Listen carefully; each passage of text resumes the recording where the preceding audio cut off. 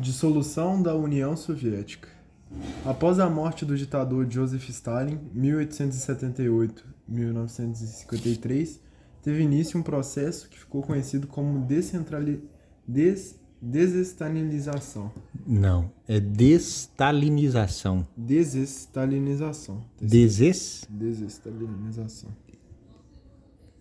É o sovietólogo.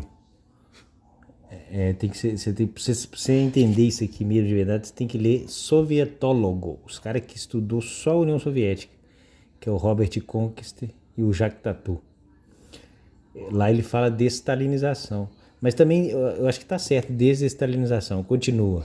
No qual o governo soviético, sob a liderança de Nikita Khrushchev, 1894 a 1971, buscou eliminar a estrutura política e cultural da ditadura stalinista. Isso. Caracterizada pela centralização do poder e pelo culto à personalidade de Stalin. Isso, tá certíssimo. Imagem do Nikita Khrushchev com quem, esse aí? E John Kennedy. Então, a partir o Nikita Khrushchev, quando ele assume lá após a morte do Stalin, que foi em 1952 mais ou menos, o socialismo na União Soviética e no mundo muda completamente. É daí que começa a surgir, eles fazem uma coisa chamada Conferência de Bandung, onde eles pregam a afro-asiocização do mundo. Quer dizer, o mundo tinha que olhar mais para os países da África, da Ásia e da América Latina e menos para a Europa e menos para os Estados Unidos. O sentimento anti-europeu cresce. Então, o sentimento pró-África, pró-Ásia, pró-povos latinos, México, América Latina, tudo cresce contra os Estados Unidos.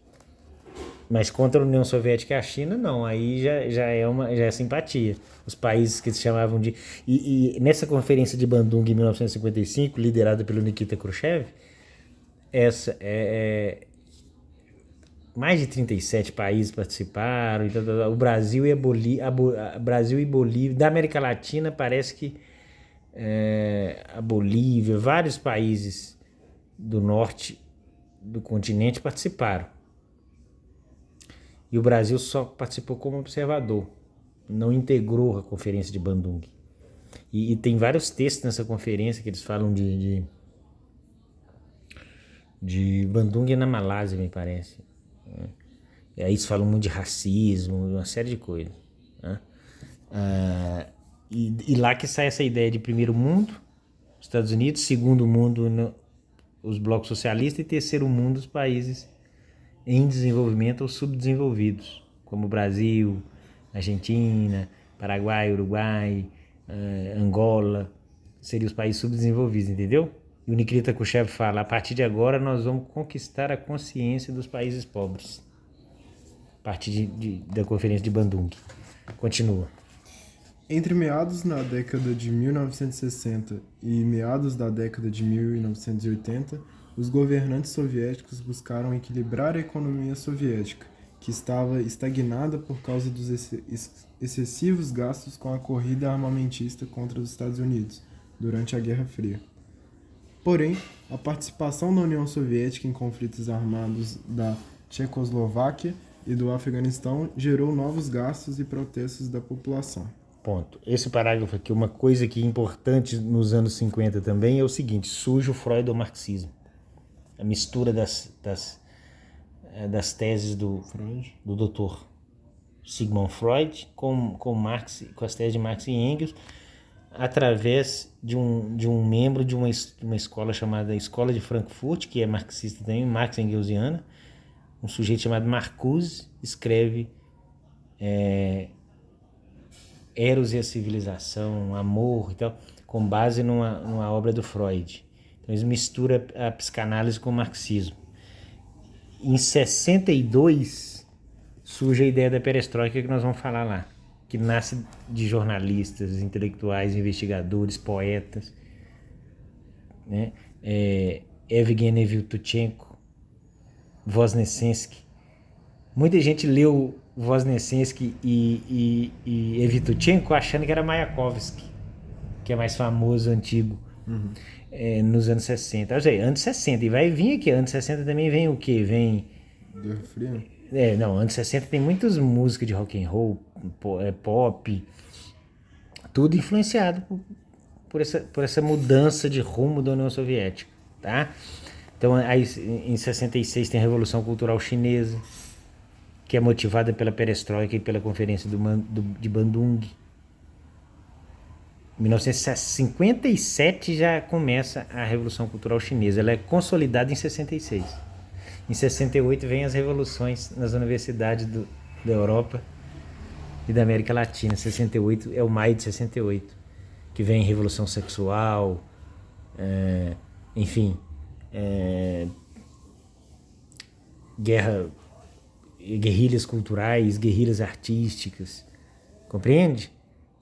Tem aquele também um festival de Woodstock, é isso? Woodstock também, anos 60. Tá? Então aqui, dentro desse parágrafo aqui, você tem que colocar isso tudo, porque isso aqui é só uma visão centrada na dicotomia entre Estados Unidos e União Soviética, das duas grandes superpotências. Mas muitas coisas aconteceram no mundo aqui dentro dos anos 60. Passa para o próximo parágrafo, vamos lá. No final dos anos 1970, uma sucessão de invernos rigorosos na União Soviética prejudicou as colheitas, resultando na falta de alimentos e tornando evidente a estagnação tecnológica do setor agrícola.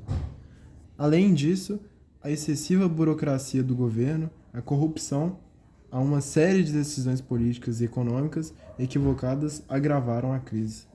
Isso é a crise econômica. Isso nos anos 70.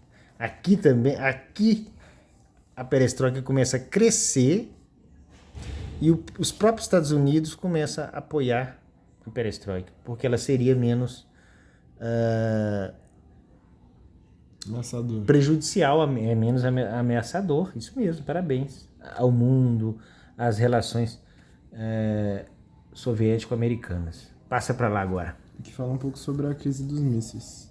De Cuba, em 62. Sim. Aqui, o poeta Evgeny Evtuchenko era jornalista e estava lá como correspondente internacional da União Soviética. Ele é um dos criadores da perestroika. A perestroika nasce também para poder responder, digamos, não como uma cortina de fumaça, mas para mudar de rumo, porque a União Soviética passou por uma humilhação nas crises dos mísseis. E aí o Nikita Khrushchev, junto com seus intelectuais, tira da manga a perestroika. Lê para nós aí, por favor. Durante a crise dos mísseis, 1962, a União Soviética era liderada por Nikita Khrushchev. Para evitar uma iminente guerra nuclear, ele e o então presidente dos Estados Unidos, John F. Kennedy, 1917-1963, fizeram um acordo diplomático em Viena, na Áustria. Aí eles fizeram um acordo, tá vendo? Aqui, normal. Também o Putin hoje faz acordo com o Trump, não é isso? Sim. Lá no Alasca, um chamou de vizinho, tocam nas mãos, não é isso? Repartem espaço de influência no mundo. Normal, tá? Normal. O problema somos nós que ficamos por debaixo desses acordos. Nós que somos brasileiros. Compreende? Vamos parar isso aqui, depois a gente passa para outra página.